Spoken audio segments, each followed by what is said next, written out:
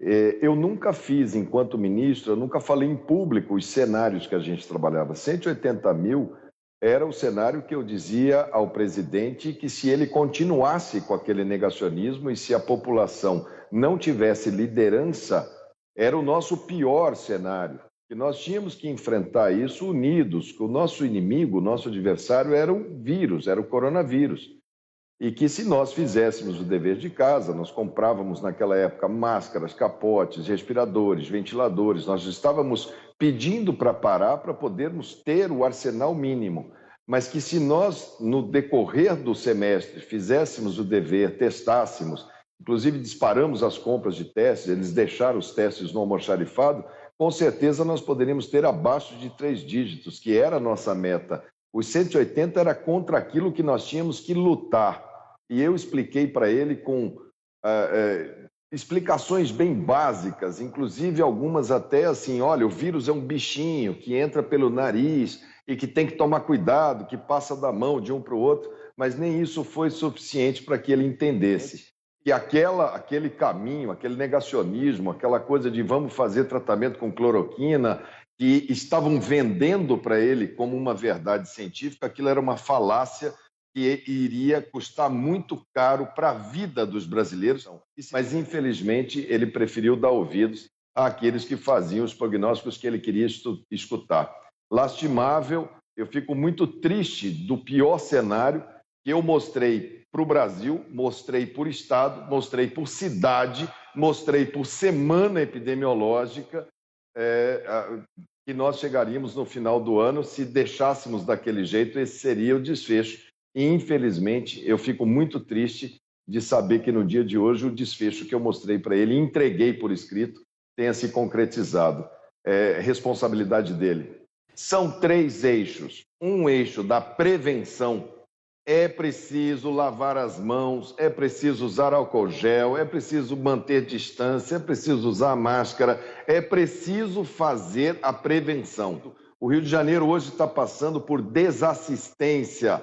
Tem mais de 400 pessoas nesse momento sem leitos de CTI na lista de espera. E assim isso se repete em vários locais do Brasil. É preciso diminuir ao máximo a aglomeração. Nós vamos ter Natal daqui a 2 semanas. Se a gente fizer esse serviço hoje, daqui a 2 semanas nós vamos colher o resultado. Se não fizermos, nós vamos ter um Natal com muitas famílias batendo de porta em porta, pedindo leito hospitalar. Então, o primeiro eixo é manter, mais do que nunca agora, que você tem uma perspectiva de vacina, não é uma realidade, é uma perspectiva, manter a prevenção no máximo que a gente puder manter. Infelizmente, esses remédios, essa coisa de tratamento precoce, de cloroquina, de ivermectina, de ozonioterapia, infelizmente, isso não se mostrou capaz de deter o ritmo natural dessa doença. Toda e qualquer vacina disponível, no Brasil não vai ter uma solução única, não vai ser a vacina nem da Pfizer, nem do Coronavac, nem da AstraZeneca. A Moderna deve estar apresentando os seus trabalhos agora, e cada uma delas tem uma logística específica. A da Pfizer, que é a menos 70, reserve para as capitais, reserve para os locais que você tem essa logística. A outra, que fica de 2 a 8 graus, nós temos que vacinar o Brasil profundo, nós temos que entrar na Amazônia, nós temos que entrar na população ribeirinha, nos Yanomami. Essa vacina é muito mais apropriada para o nosso clima. Tem que dar o tempo. O governo apostou suas fichas na da AstraZeneca, mas ela tropeçou naquela questão da dose. Então, assim que ela estiver completa, e eu espero que ela tenha um bom resultado, que começar a produzir, vai precisar. O Brasil não tem, ninguém tem capacidade instalada hoje para entregar a vacinação completa do Brasil. É necessário comprar, adquirir, já deveria ter adquirido as vacinas e as agulhas, e o algodão, e as luvas descartáveis, os isopores, o conjunto de logística. Falam tanto em logística, essa logística tinha que estar comprada e armazenada. Vacina e agulha, se você não usar, se você comprar mais, ela é utilizada em outras campanhas, em outros hospitais, isso não se perde, igual os kits que se perderam.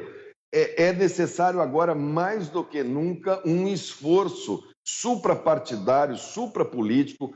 Os governadores têm que parar de bater tambor em público e sentar à mesa e entregar a cada um o que tem para que dentro do que tem não vai ter para todo mundo. Nós vamos atravessar 2021 inteiro lutando com isso. Isso impacta direto na economia. Se os outros países conseguirem resolver a questão da transmissão, como é que os brasileiros serão admitidos nos países que vacinaram? Nós somos um país mais complexo, nós estamos no meio do caminho entre um país rico e um país pobre, então a nós será muito cobrado. O SUS tem expertise para grandes campanhas de vacinação? Tem, mas é preciso planejamento, é preciso gente do ramo, gente que sabe fazer saúde pública.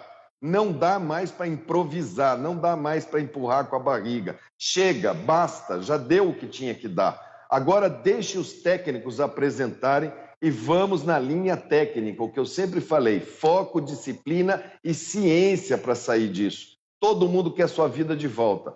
Então, prevenção mais do que nunca agora, porque esse vírus vai continuar circulando.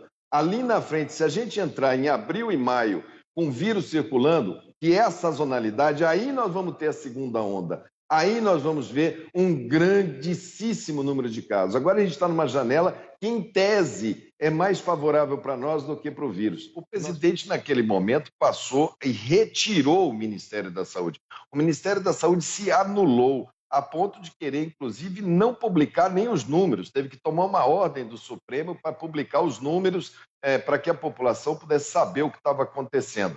Quando está chegando a hora que um governo apostou na ciência e está trazendo uma possibilidade de uma solução e o governo apostou em outra, fazer uma medida provisória para confiscar me parece um arbítrio muito grande. Agora, se o ministro está verbalizando, está falando alto, e o governador repercutiu o que ele disse e depois ele vem a público dizer que não é isso, que ele não vai confiscar, mais uma vez mostra que o Ministério da Saúde está completamente sem bússola, completamente sem norte. Já falou que a vacinação era em março, depois era em fevereiro, depois era em janeiro, depois era em dezembro, depois não ia comprar a vacina da Pfizer, depois anunciou a compra da vacina da Pfizer, não sabe os números, não tem a seringa, não tem a vacina, vai confiscar, não vai confiscar. A hora de se fazer é agora. A chance, ele tem, os instrumentos estão lá. Ou não quer, porque o presidente fala, eu mando, você obedece, então ele não pode desobedecer, está inviabilizado de sentar na mesa. Quem não tem voz para fazer acordo em política não senta na mesa. Mais um capítulo dessa crônica da tragédia anunciada que a gente está vivendo. Outro dia nós demos o caminho para ele, todos os ex-ministros da saúde falaram, olha, o caminho é por aqui, nós estamos na mão de pessoas que não são do ramo. Me admira um general em cima do sistema de saúde, numa crise, ele parece sem bússola, uma hora ele aponta para o norte, para o sul, para o leste, para o oeste, e nós estamos andando em círculos há muito tempo. Eu não sei o que é pior, se é ele se submeter a essa lógica do absurdo ou se é o presidente impor a lógica do absurdo. Tem que passar por cima da vaidade. A Anvisa se colocou em suspeição porque ela está burocratizada. Parece que ela está querendo espichar a análise dessa de São Paulo para ver se dá tempo das outras que eles investiram chegar. É uma corrida burra, porque no meio do caminho vamos ficando nós, nossos pais, nossos filhos, nossos queridos, nossos familiares, por conta dessa política. E nós estamos perdendo gente no fronte, nós estamos perdendo médico, estamos perdendo enfermeiro. Pelo menos vacine esse pessoal que vai poder cuidar. E vacine as pessoas, se não tem para todo mundo, vacine acima de 80, depois de 70, 80, vacine as capitais, os grandes conglomerados. Agora, apresentar um plano pegando recorte e cola da vacina da gripe, falando que vai vacinar presidiário, depois, não vou vacinar presidiário porque o presidente não quer. Me parece que não entenderam nada, os números aparecem, são colocados, nós colocamos os primeiros 1.000, 10 mil, 20 mil, 50 mil, 100 mil, aí falam, não, estão fazendo a cronologia dos números. Eu avisei, seriam 180 se não enfrentasse. Chegamos nos 180, vamos passar, já passamos hoje de 180. Nesse momento que eu estou aqui falando, tem gente morrendo, tem gente em fila de espera em cadeira e eles estão anestesiados. Basta, chega, que essa mensagem chegue. Não pense que a USP é comunista, a Fiocruz é comunista, a OPAS é comunista, o mundo é comunista, há uma conspiração comunista. Agora não é hora de ver a cor do gato, agora é hora de ver se pega o rato. Chame os melhores, Pare de improvisar, pare de brincar. Isso não é uma atividade militar. Se colocar um médico ou um padre para comandar uma guerra, médico e padre não sabem matar, militar sabe. Militar não sabe cuidar, não sabe curar, não sabe promover saúde. Por isso que está dando esse bateção de cabeça. É um capitão e um general. Ninguém sabe mais para que lado que a saúde pública vai no Brasil. Estamos sob intervenção militar burra. Vamos supor que essa estratégia da Inglaterra funcione e que eles consigam fazer o rebanho deles daqui a um mês e os números caem para números civilizados. Na sequência, a comunidade europeia vai adotar para a Europa. Os Estados Unidos está na iminência de adotar para os Estados Unidos. Você já imaginou o trânsito de pessoas se o Brasil continuar apresentando todo dia 600, 800, 500, 400 mortos e não estiver conseguindo explicar? Nós vamos, brasileiros, ficar isolados, ilhados aqui. Agora, se for nessa improvisação, eu imagino que a gente vai atravessar o primeiro semestre e o segundo semestre apagando o incêndio. Vai chegar um lotinho de vacina aqui, um outro ali, vacina um pouco, corre. Se a farinha é pouca, meu pirão primeiro. É isso que está me parecendo hoje a política do governo. Se não tiver disciplina no Brasil, nós vamos ficar, como nós já estamos, isolados internacionalmente, por conta das nossas posições internacionais em vários temas que vocês tratam aqui diariamente, de direitos humanos, de meio ambiente, que é uma catástrofe, de relações internacionais, nós ficaremos, do ponto de vista sanitário, do ponto de vista de saúde, nós ficaremos um país sem condições de receber e, principalmente, sem que os brasileiros possam ir. Se falou que entre saúde e economia vai cuidar da economia, está mais do que na hora de acelerar, porque a economia não aguenta mais e todo mundo quer a sua vida de volta. O presidente pode ter um QI razoável, mediano, mas tem um coeficiente emocional muito próximo de zero e não mede a consequência das suas falas. Quando falou que era uma gripezinha, quando falou que não era coveiro, quando falou e daí para o número de mortes, quando fala estamos no finalzinho, é marica quem quer se proteger dentro do Brasil. Macho é o cara que vai e coloca em risco seu pai e sua mãe. Em troco, sabe-se lá do quê. Então, isso é mais uma falta de inteligência, é uma inconsequência e é extremamente prejudicial você falar que está acabando. Não está acabando. Dezembro nós estamos aumentando o número de casos, que não deveria estar aumentando se nós estivéssemos fazendo o dever de casa. Nós temos uma janela curta para vacinar, nós temos até março, abril. Abril, maio, vem a sazonalidade. São Paulo é uma cidade de 20 milhões de habitantes, concentrada, que força a aglutinação. Está todo mundo fadigado, está todo mundo querendo ir para a rua. Nós temos um Natal, nós temos um Ano Novo, nós temos janeiro e fevereiro, com verão no Brasil, que as pessoas vão para as praias, aglomeram.